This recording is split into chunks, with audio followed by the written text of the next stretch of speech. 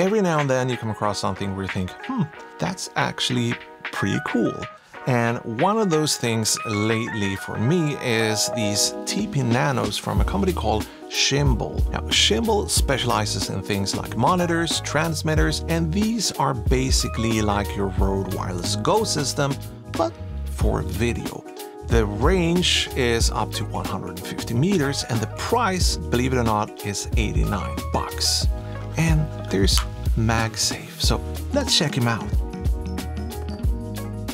So the first thing I want to do is show you how quick and easy it is to actually set up a wireless video feed from your camera, your phone, or your drone, whatever it may be. So first things first, we gotta find the transmitter, and it's this one marked with TX. Now, I do have this ginormously long HDMI cable running from this camera to over here.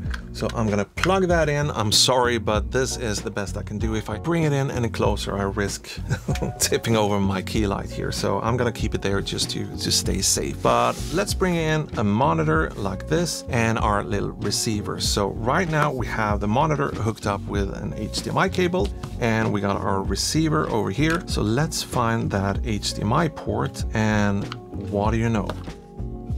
Wireless video. Just like that. These are typically just, you know, ready to go out of the box. Sometimes you might end up needing to do a little quick pairing, but it only takes like a second or a second and a half. Now, I do want to hold this up to this camera as well because I don't trust that camera. So if you didn't see any footage until now, just believe me, it happened and it's real. So these are some really, really handy tools. Now, I just want to bring this up early. There is a tiny bit of delay or latency on the system, which is usually the case with most wireless systems, unless you're dealing with something like a Teradek, but those are not for us mortals. Now, one thing to keep in mind, we got one feed up there and we got one feed right here, and you're seeing both at the same time right here. So even if it's gonna appear a little wonky and janky since we're actually seeing the latency here, when you're out shooting and using this wireless setup, you're not gonna notice any latency if you're only watching one screen at a time, which I think most people are. So this screen here isn't running in some sort of pseudo slow motion or syrupy or anything. It's gonna feel and appear like it's in real time. So keep that in mind. End of message.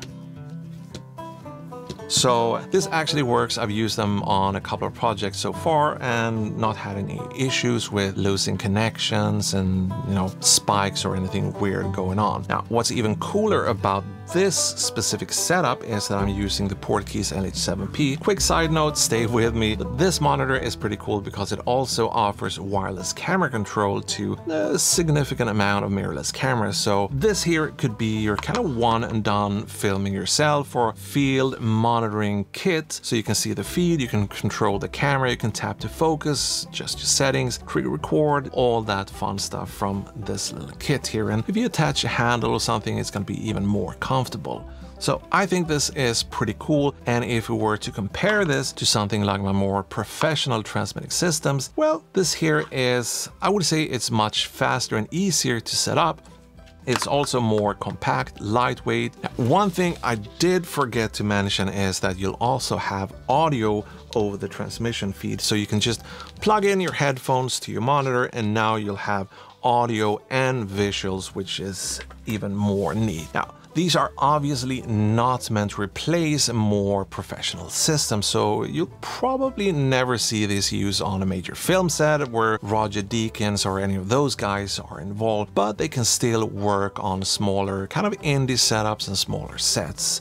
If you're doing commercials or, you know, small little movies at home or that sort of stuff. And they're obviously going to be great if you're doing things like drone piloting and you want to set up a little field monitor for your clients. And remember, you could do that up to 150 meters away. Now, let's take a little closer technical dive into these units. They're virtually identical, both units. One is going to be the TX, the transmitter, the other one is going to be the receiver, and that's basically how you can tell them apart. Now, putting them side by side like this, they both have a 1/4" mounting thread on this side. If we flip it over to this side, we have our power buttons, we have a USB-C port, and we got our HDMI port as well. This side, not a whole lot going on actually, so let's skip forward a bit. This side, we have a couple of indicators for battery status, signal status, connection status, that sort of stuff. And we also have these little buttons up here, and there's actually 2 features or functions. If these were to get separated and you need to pair them up again, just press one of these and it'll take like a second and a half and they'll be connected again. The second use case is if you're using a smartphone or anything, or if you're shooting vertical with a regular camera, you will flip the image 90 degrees for every press of the button. That's pretty much it when it comes to the outside. Inside, we got a built-in 2000 milliamp battery that will give you about 4 hours of continuous runtime, and they use automatic frequency skipping to find the channel on the 5 GHz network with the least amount of traffic and interference. And so far I hadn't had any interference or anything like that. Let's wrap it up with some quick pros and cons to kind of help you figure out if these are going to be worth getting, if they're going to work with your workflow or the types of things you do. And if we were to start with the pros, well, the first pro is obviously going to be the price. I mean, $89, you're getting this for $89, which I think is super cool. The second pro that I want to bring up is obviously the size, the weight of these things, and how easy they're to work with. I mean, they're pretty much self-sufficient. You don't have to do anything except for turning them on and off, and the occasional little press here if you want to repair them. And I'm not talking about repairing or fixing them, just, yeah, you know what I mean, making sure they reconnect and everything.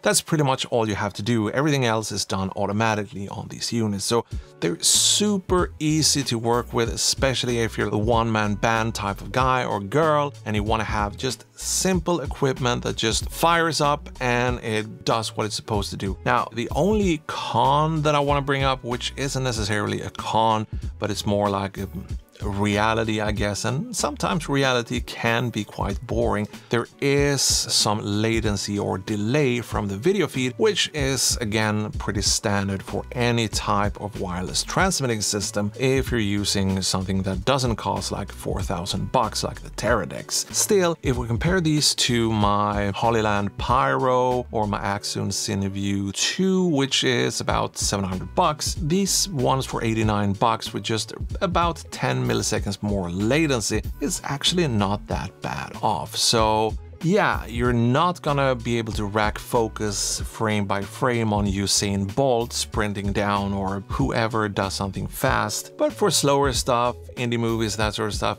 I guess you can get away with using these for focus pulling as well, especially if you have your marks and everything set. So if you want to check these out, I'm going to leave a couple of links down below, and I'm also going to leave links to all the cables and monitors and everything else we talked about here. I mean, I can't recommend these HDMI cables enough. So that's going to be it. Thank you so much for watching, and I hope I'll see you in the next one. Goodbyes.